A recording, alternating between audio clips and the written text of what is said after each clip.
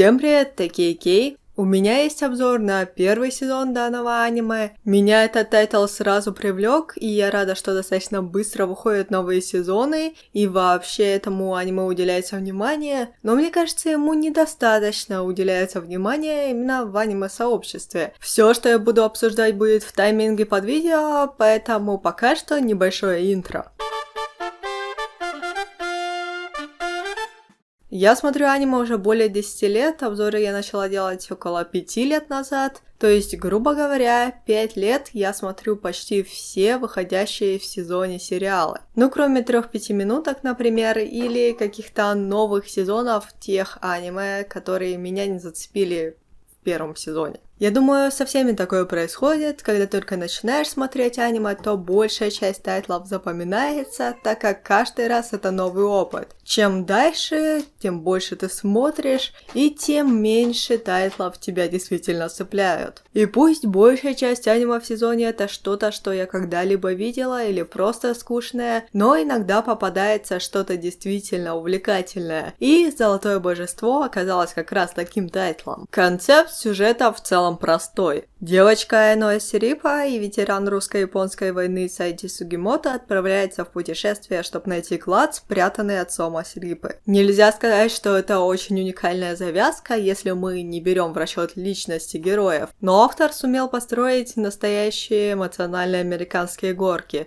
где серьезные моменты сменяются комедийными, экшон повседневностью и так далее. Конечно, некоторым может это показаться перегруженным, но так как я смотрела в онгоинге, каждая новая серия, каждую неделю мне давала какой-то прилив энергии и детской радости. Так что же такого необычного в данном тайтле? Начнем с сеттинга. Время сразу после русско-японской войны, Япония, а потом и Россия. Как мне кажется, в России при изучении истории в школе этому моменту уделяется не очень много времени, так как в это же время внутри страны начинаются революционные настроения. И если Вторую мировую в Японии не особо принято упоминать, кроме как в контексте Хиросимы и Нагасаки, то вот в русско-японской можно было уже разгуляться. Во-первых, здесь очень много персонажей, которые как бы участвовали в этой войне. Сугимото практически легенда, прозванный бессмертным, так как несмотря ни на что выжил. Первый лейтенант Цуруми во время войны получил травму головы, да и в целом о его участии в войне нам рассказывают больше, чем даже об участии Сугимото. И в целом, если мы говорим о таких героях, то это практически весь 7-й дивизион. Но о персонажах я хочу поговорить немного позже.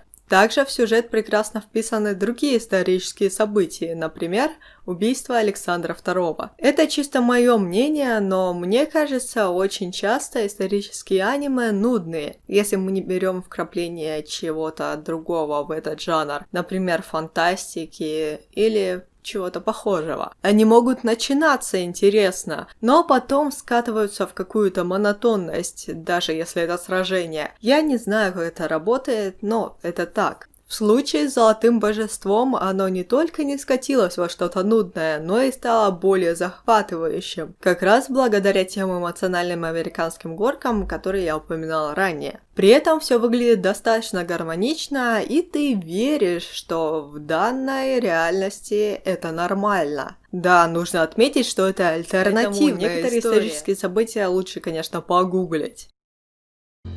1881年ロシア帝国の首都サンクトペテルブルクで何が起こったか知ってるか Do I remember? При этом персонажи произведения вписаны в реальные события достаточно правдоподобно. Кроме истории, в аниме затрагиваются другие немаловажные темы, например, культуры малых народов. В частности, культура айно. Мне сложно говорить о правильности передачи обычаев и традиций этого народа в данном тайтле. Если это видео посмотрит кто-то знающий, изучающий их культуру, мне бы интересно было бы об этом послушать. Здесь все-таки я хочу отметить другую важную тему – завоевание и стирание культуры коренных и малочисленных народов. Некоторые персонажи данного аниме ищет золото, чтобы поддержать и восстановить величие айнов. В Северной Америке, в частности в США и Канаде, эта тема достаточно обсуждаема. В России почему-то она не настолько популярна, хотя, учитывая то, на каких территориях находится страна и какое количество народов проживает здесь, это странно. Но все эти темы, сеттинги, сюжеты были бы зря, если бы историю не двигали интересные персонажи. В этом аниме много героев с разной степенью раскрытия и драмы. И если в первом сезоне настолько вводят в курс истории и хорошо знакомят только, грубо говоря, с 3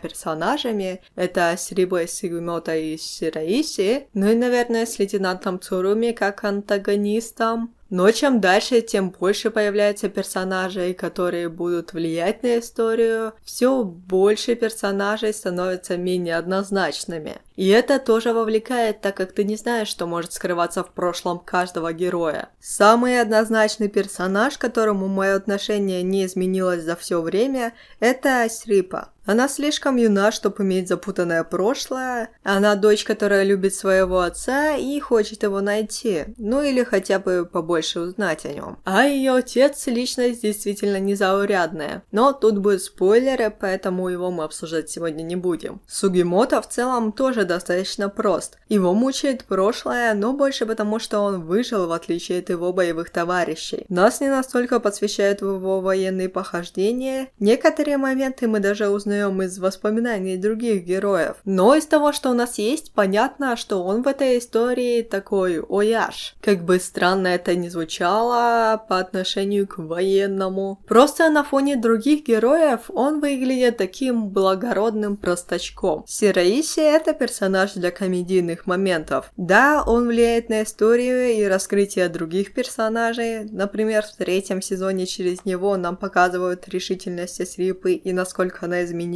Но чаще все же это персонаж для комедийной разрядки. Дальше подобными персонажами становятся Танигаки и второй лейтенант Коэто. Шираиси — это такой бака-персонаж, и комедийные моменты с ним строятся на его глупости. Для Генджира это контраст его суровой внешности и характера булочки. В случае с Коэто это его помешанность на Цуруми. 3 комик-релив персонажа — это много? Возможно. Но в такой истории это не кажется чересчур, потому что все же Золотое Божество — это немного трэшовое аниме. Ну и смена типа шуток не дает от них слишком устать. Заключенные часто имеют характеры, склонные к комедийным. У них всех есть какие-то заморочки и фетиши, и Сираиси среди них самый адекватный, хотя, казалось бы. Других героев сложно обсуждать без их прошлого, а это будет спойлером, поэтому топ-3 самых неоднозначных героев в данном аниме. Первый лейтенант Цуруми, Кироранки, Огата. И вроде не спойлерно, и вроде интрига, может быть. Чего мне не хватало, если мы говорим о героях, так это женских персонажей. Тем не менее, когда какая-то героиня появляется, то это обязательно кто-то запоминающийся. Ну, если это не какое-то воспоминание или что-то подобное. Об Срипе мы уже говорили, она здесь главная героиня. Другая немаловажная для сюжета персонажка — это Инкармат. Правда, то, как с ней поступили в сюжетном плане, я считаю несправедливым. Без спойлеров. Здесь в целом много персонажей, которых нам представляют, они важны для сюжета, но потом мы их не видим, может даже целый сезон, и о некоторых я даже вообще забыла, что они существуют. Просто очень много героев с отличным потенциалом, о которых можно делать отдельные ОВАшки или спешлы. Я русская, и по моим наблюдениям, русские любят, когда в произведении есть русские персонажи. Это может быть полное дно и клюква, абсолютный кринж, но тогда мы просто посмеемся. Если это что-то более приятное или хотя бы нейтральное, то как бальзам на душу. И так как здесь упоминается русская история, а часть событий происходит на территории тогда еще Российской империи, то и русских персонажей здесь тоже завезли. Нужно признаться, что большая часть из них это фоновые герои, и они достаточно стереотипны. Мужики из русской деревни, которые любят подпольные бои стенка на стенку. Очаровательная, гостеприимная пожилая пара, угощающая героев сушками. Суровые русские пограничники и чем дальше, тем больше. Более важных и влияющих на сюжет это снайпер Василий. Такой русский вариант Огаты, но менее устрашающий. И, например, очень внезапно Сонька Золотая Ручка, которая, конечно, не совсем та самая, но историческая личность была ее прототипом. Русские персонажи здесь говорят на русском, и это нормальный русский, в том смысле, что если прислушаться, то ты хотя бы понимаешь, о чем они говорят.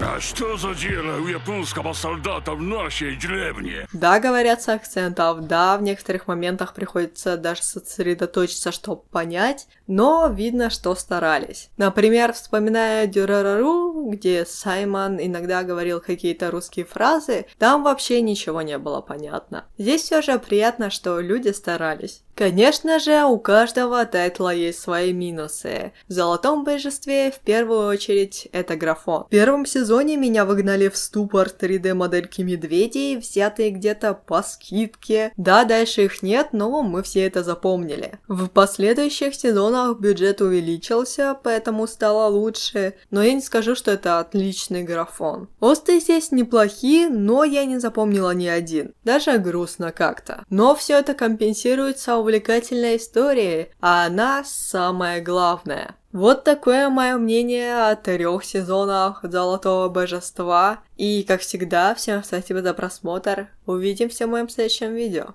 Пока-пока. Я не контролирую эту штуку. Вот такое мое аниме по 3 сезонам. Что?